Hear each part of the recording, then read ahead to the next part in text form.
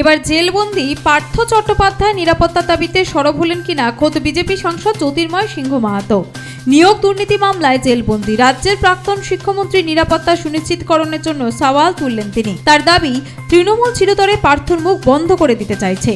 এদিকে প্রধানমন্ত্রী নরেন্দ্র মোদীর দফতর এবং অমিত শাহর নেতৃত্বাধীন কেন্দ্রীয় স্বরাষ্ট্র মন্ত্রককে আর্জি জানিয়েছেন তিনি চিঠি দিয়েছেন পশ্চিমবঙ্গের রাজ্যপাল সিভি আনন্দ বোসকে। স্কুল সার্ভিস কমিশন তুলে নেওয়ার দাবিও জানিয়েছেন। পার্থর নিরাপত্তা নিয়ে উদ্বেগ প্রকাশ করে চিঠিতে জ্যোতির্ময় লিখেছেন, এসএসসি মামলার মূল অভিযুক্ত প্রাক্তন মন্ত্রী পার্থ চট্টোপাধ্যায়ের নিরাপত্তা নিয়ে উদ্বেগের যথেষ্ট কারণ রয়েছে।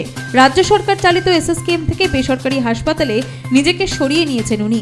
অপরাধের সঙ্গে যুক্ত তৃণমূল নেতাদের নিরাপদ আশ্রয়স্থল হিসেবে পরিচিত এসএসকেএম সাম্প্রতিক ট্রান্সফার নিয়ে উদ্বেগ দেখা দিয়েছে।